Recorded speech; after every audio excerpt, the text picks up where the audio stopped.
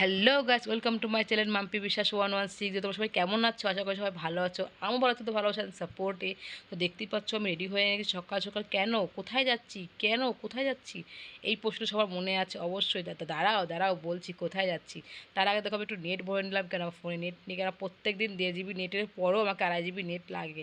ঠিক আছে, তো কেন সেটাও তোমাদেরকে বলবো। তো যাই হোক, দেখো দিয়া খুব নাচানাচি করছে। কোথায় যাচ্ছে, এত এনজয় করছে দেখতেই পাচ্ছ। মানে নাচিয়ে যাচ্ছে, নেচেছে, নাচছে, এত যাচ্ছে নাচছে, মানে যে এনজয় করছো অতটাই কেঁদেছে আসার সময়। ঠিক আছে, তো কোথায় গেছিলাম, কেন কানলো, অবশ্যই পুরো ভিডিওটা দেখলে বুঝতে পারবে। তারপর যখন আমাদের ট্রেন চলে এলো, ট্রেনে বসে পড়লাম। তো যখন দমদমে ঢুকছি তখন এই মিষ্টিলা কাকুটা এসতো, সন্দেশিলা কাকু। তো উনি 2 টাকা পিস সন্দেশ বিক্রি করছে। ও বললো কি মা নিয়ে চলো, দিয়া বললো মা নিয়ে চলো, আমি মামার সঙ্গে ভাগ করে খাওয়া। বললাম ঠিক আছে চল নিয়ে চ।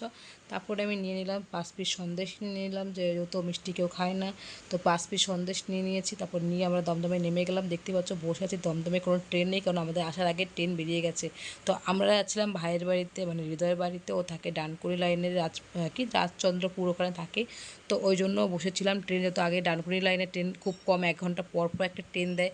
তো ওই জন্য আমি যখন পৌঁছি তখন একটা ট্রেন বেরিয়ে গেছে। তারপর আমরা বসেছিলাম পাক্কা 2 ঘন্টা বসেছিলাম ট্রেনের জন্য। তারপর একটা ট্রেন এসছে, কারণ ট্রেন এমনি লেট ছিল। তা দেখতে পাচ্ছি যখন ট্রেন এসছে ও আমার আগে চলে যাচ্ছে। তো তখন বসে বসে কী করবো, তাই আমরা রিলস করলাম, ফটো তুললাম। ফটো তোলার পর আমরা বসে আছি, ট্রেন আসবে ট্রেন আসবে ট্রেন আসবে।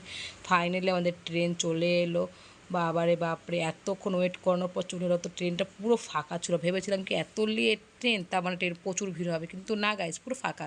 তো দেখতে পাচ্ছ দক্ষিণেশ্বর মন্দির তোমাদের দেখানোর চেষ্টা করছিলাম আমি, অনেকটা জুম করে অনেকটা চেষ্টা করছিলাম দেখানোর জন্য।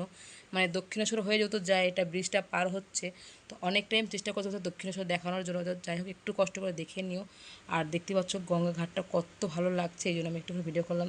তো এই যে দেখো, আমি এটা দেখানোর চেষ্টা করছিলাম, কিন্তু আর চলে গেছে। এটা বালি হলে, মানে এরা যাচ্ছে চৈত্র মাসে বাবার কাছে ওই জল ঢালতে। আজ কালকে সকালে জল ঢালবে সোমবারে, সেই জন্য যাচ্ছে। ওদেরকে দেখানোর চেষ্টা করছিলাম, কিন্তু ওরা চলে গেছিলো। তো ওরা উঠলো না। তো যাই হোক, আমি পৌঁছে, মানে ট্রেন ছেড়ে দিল আমাদের, দেখতে পাচ্ছ বালি হল থেকে। মানে সাইড সিন না, খুব সুন্দর একটা জিনিস দেখেছিলাম, সেটা দেখানোর চেষ্টা করছিলাম, কিন্তু গাছের জন্য হচ্ছিল না, হলোই না। আর দেখো সন্দেশ কিনেছিলাম, তোমাদেরকে বললাম না দমদম থেকে। তো ভিড় যখন দমদম থেকে না, মানে আসার আগে এতটা ভিড় হয়ে গেছিলো যে ওর দেওয়ার হাতের মধ্যে ছিল, ওটাকে হালুয়া বানিয়ে দিয়েছে। মানে 50 টাকা সন্দেশ মনে হচ্ছে না, হালুয়া মনে হচ্ছে বেশি। তো যাই হোক, দেখতে পাচ্ছ আবার নেমে গেলাম রাজচন্দ্রপুর। আর দেখো দিয়া খুব এনজয় করছে, যে ওর মামাকে দেখেছে দৌড়ে চলে গেছে, দেখতে পাচ্ছ। ও মানে আমাকে ফেলে চলে গেছে। ঠিক আছে, তারপর ওর বাড়িতে চলে গেলাম, খাওয়া দাওয়া করে একটু রেস্ট নিলাম। বিকেল তখন 4:30 বাজে। ওর বাড়িতে 2টো মধ্যে পৌঁছে গেছিলাম। তো 2 ঘন্টা রেস্ট নেওয়ার পর দিয়া একটু ঘুমিয়ে নিল, খেয়ে দিয়ে ঘুমিয়ে নেওয়ার পরে আমরা চলে এলাম। আমার বাড়ির পাশেই একটা পার্ক আছে, দেখতে পাচ্ছ। ওই দেখো চলে এসে মামার সঙ্গে আগে আগে চলে এসছে, এসে ওখানে স্লিপ খাচ্ছে। তারপরে এটা দোলনায় চড়ছে। আর আমি ভাবলাম গাইস, এটা আমি কেন চড়বো না, কেন ছোটোবেলায় আমি এটা চড়তে পারিনি, কেন আমাকে কেউ চড়ায়নি। ঠিক আছে, তো আমার খুব মন চায়, তো আমি বললাম চলো আমিও চড়ে নিই, একটু ফ্রির মাল আছে, পার্কে আছে। তো বসে গেলাম, দেখতেই পাচ্ছ বাচ্চাদের সঙ্গে উঠে গেলাম, চলছি। তো ভাইকে বললাম ভাই একটু ঘোরা না, ভাইও ঘুরিয়ে দিল। দেখো কত জোরে ঘুরিয়ে দিয়েছিল, মাথা পুরো ঘুরে গেছে। তারপর থেকে দিয়ে দোলনা খাচ্ছে। আমিও ভাবছি বসে বসে এত মানে ভালো তো আমি না, তো ও দোলনা খাচ্ছে, দোলনা খাবো না, যতই ভাবি যে বসবো না বসবো না, কিন্তু আমি তো মানবো না। তো ফাইনালি বসে পড়লাম আমিও দোলনাতে। তো দোলনা খাচ্ছি, তো দেখতেই পাচ্ছ, মানে যা যা আছে আমি সেটাই করব, যেটা যেটা আমার মেয়েও করছে সেটা আমিও করছি। ঠিক আছে, তো ও দোলনা চলো, তাহলে আমিও দোলনা চললাম, ও ওখানে বসলো তো আমিও বসলাম। তারপরে সে ভাবছি কী করা যায় কী করা যায়, দেখি মেয়ে কী করছে। এবার দেখি মেয়েও ওখানে ই করছে, রিয়া মেয়ে আর ভাই ই করছে, এটা খেলছে, এটা কী বলা যায় না, ঠিকই যাক।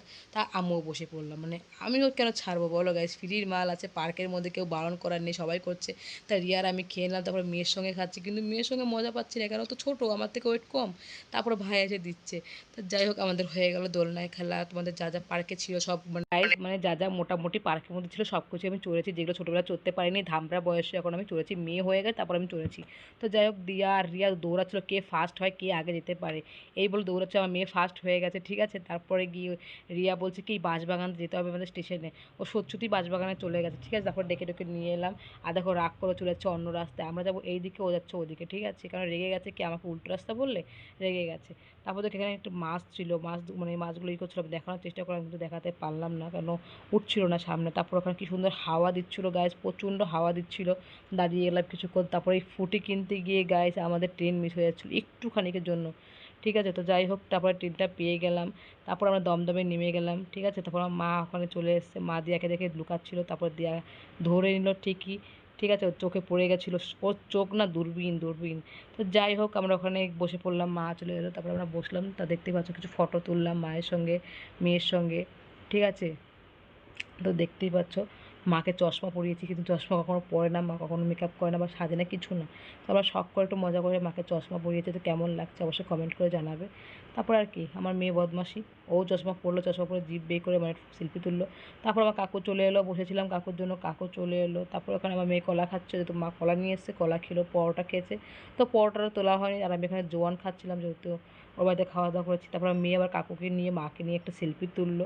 তারপর আমি আসার সময় চটি কিনে নিলাম একটা, চটি মানে স্টেশনের মধ্যে সেল দিচ্ছিলো 100 টাকা করে চটির। তো ছেলে থেকে চটি নিয়ে এলাম, ফুল, কালকে সোমবার, আমার ফুল মিষ্টি সব নিয়ে এলাম, বলে আমাকে শুয়ে দিলাম। তো